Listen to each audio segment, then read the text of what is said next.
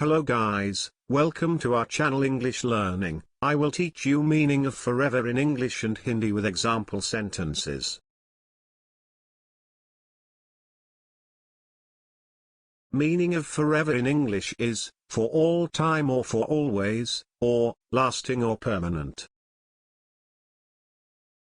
Forever का हिंदी में अर्थ होता है, सदा के लिए, हमेशा के लिए, सदैव या चिरकाल. Example sentences, I think that we will live together forever. मुझे लगता है कि हम हमेशा साथ रहेंगे. She will be forever grateful for the help she received. उसे जो मदद मिली उसके लिए वो हमेशा आभारी रहेगी. I wanted that moment to last forever.